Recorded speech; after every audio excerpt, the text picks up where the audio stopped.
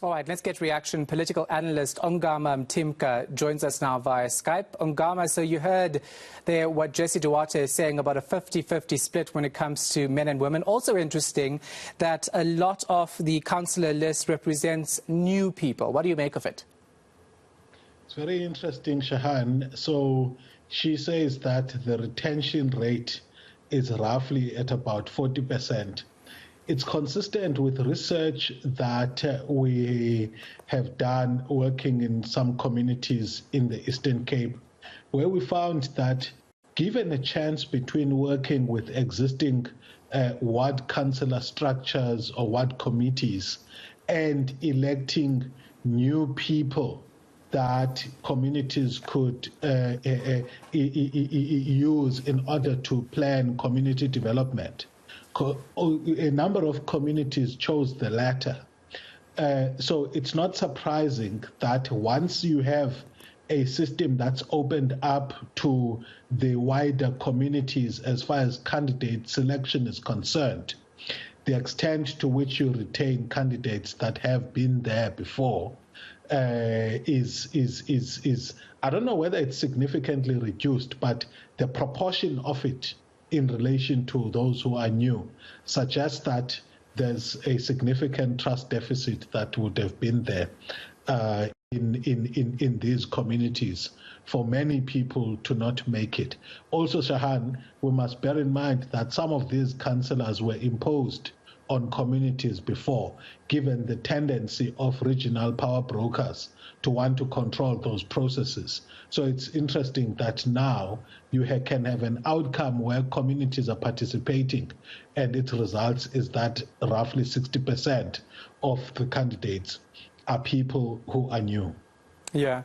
So let's talk about the discontent, though, because we have some branches that are, of course, not happy, saying that the lists were manipulated and they're considering legal action over these lists. It's something that the ANC struggles to get right. Regional power brokers were never going to allow the process to completely go as it was designed, because councillors form part of what gets to be what we've seen allegations of deep state networks or networks of private business people, politicians, and municipal officials who then dispense patronage within the network. So it was never going to be a process that runs smoothly. What to me is interesting is the fact that the ANC is showing openness to influence by the wider public, compared to times when it actually stuck its head in the sand and those regional and provincial power brokers were allowed to fiddle with even the will of the branches themselves in order to impose their own candidates. So it's good that now that power is significantly neutralized, even though the extent of it is limited, given the fact that there are still complaints about the gatekeeping practices of regional power brokers and their provincial counterparts in certain parts of the country.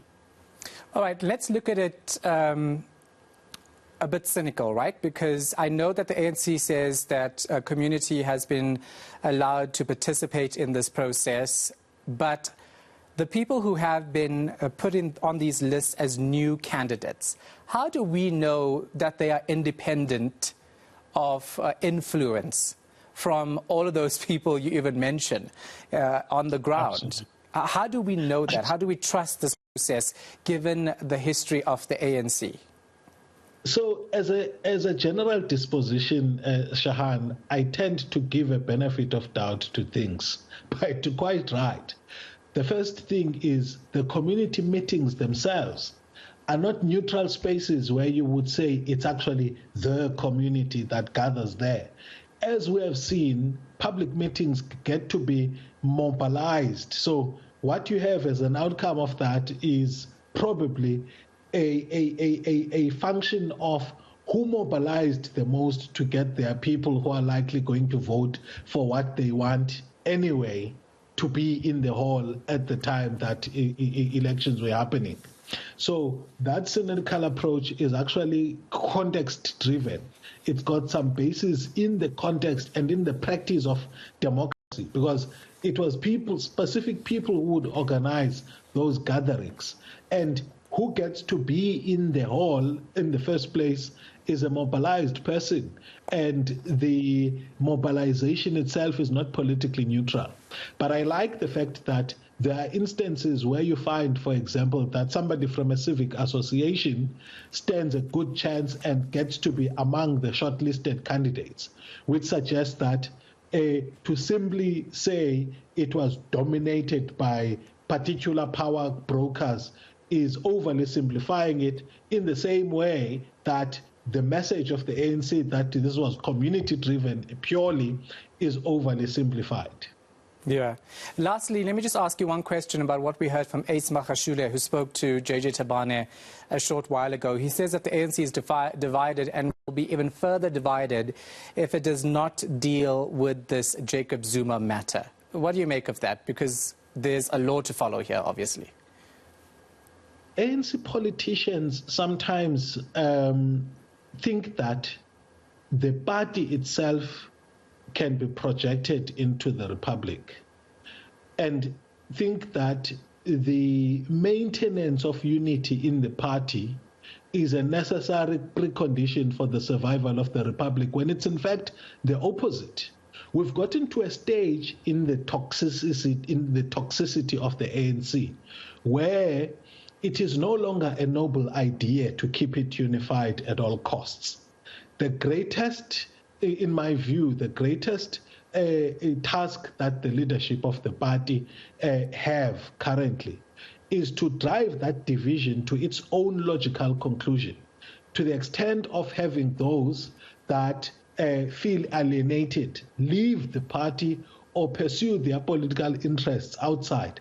It's not a foregone. In fact, it's desirable as things stand to have a divided ANC, because a united ANC in the age of state capture brought this country nearly to its knees. So indeed, he's quite right. I mean, that it's needless to say.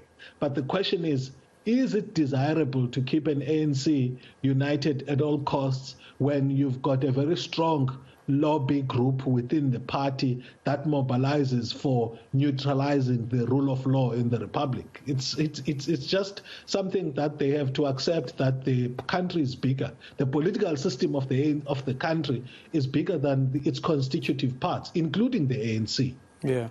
Good luck convincing them that. Thank you so much for your time and your insight. Appreciate it. That is, of course, political analyst Ongama Mtimka.